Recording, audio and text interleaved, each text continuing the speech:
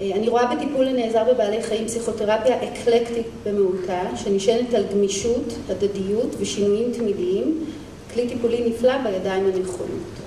מבחינה תיאורטית אני נשענת ויונקת ממספר תיאוריות דינמיות, בעיקר מתיאוריות יחסי האובייקט והגישות האינטרסובייקטיביות.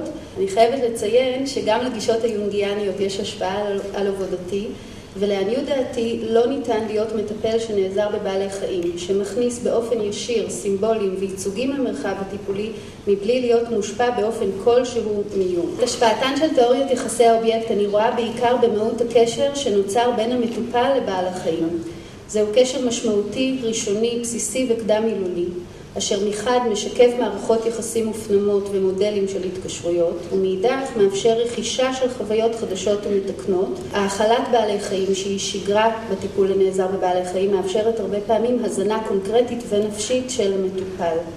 המרחב הטיפולי שכולל בעלי חיים הוא דוגמה מוחשית בעיניי למרחב המעברי של וויניקוט, בו מציאות פנימית נפגשת עם מציאות חיצונית, ממשי נפגש עם סימבולי, משחק נפגש עם חוקים ודמיון נפגש עם מציאות. הגישה האינטרסובייקטיבית משפיעה קודם כל עליי כמטפלת שנעזרת בבעלי חיים. לדעתי, עצם בחירת בעלי החיים הספציפיים איתם אני עובדת, הגדרת המרחב הטיפולי הייחודי שלי, היחס שלי לחיות, האהבה שלי לחיות, כפי שהיא משתקפת במהלך הטיפול על כל מה שמשתמע מכך, הם העולם הסובייקטיבי מאוד שאני מביאה איתי וחושפת למול המטופל. אי אפשר להיות מטפל הנעזר בבעלי חיים ניטרלי. הסובייקטיביות שלנו נכנסת בהרבה מובנים לחדר הטיפולים, והיא לדעתי, בידיים המיומנויות, כוח טיפולי משמעותי ביותר.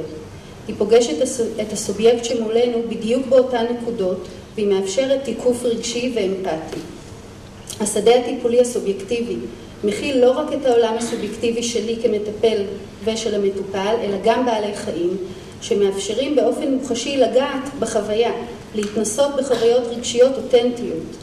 בעלי החיים גם מאפשרים, ואפילו לפעמים דורשים, גם מהמטפל וגם מהמטופל, גמישות ויכולת השתנות המותאם לכל מפגש. לדעתי התהליך הטיפולי הכולל בעלי חיים הוא הייצוג האמיתי של המימד השלישי הסובייקטיבי עליו דיבר אוגדן, שנוצר במפגש בין הסובייקטיביות הנפרדת של המטפל והמטופל, והוא שחוצה את גבולות הנפרדות של כל אחד מהם.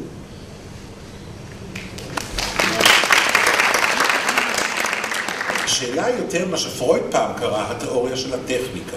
איך אנחנו מצמידים את העזר הזה? פרויד היה מאוד עסוק איך לעבוד עם הניטרליות מול פציינט, איך לעבוד עם האבסטיננטיות, עם ההימנעות מול פציינט, איך לעבוד עם החיה הספציפית הזאת או אחרת, או עולם החי כולו, מול פציינטים בגילאים שונים, במצבים שונים וכך הלאה. על זה נדמה לי שחסרה בינתיים תורה סדורה, שהייתה לא פותרת את כל הבעיות, אבל הייתה מרגיעה, אני חושב, חלק מההסברים, כאילו למה אני בעצם עובדת עם חיות, מה אני רואה טוב בחיות, שיש בזה תמיד איזושהי נימה טיפה אפולוגטית, תסלחו לי על הביטוי הזה, ואני חושב שלא צריך להתנצל על זה. אפשר לומר, אני עובדת עם חיות, כי אני מאוד אוהבת חיות, ובסוף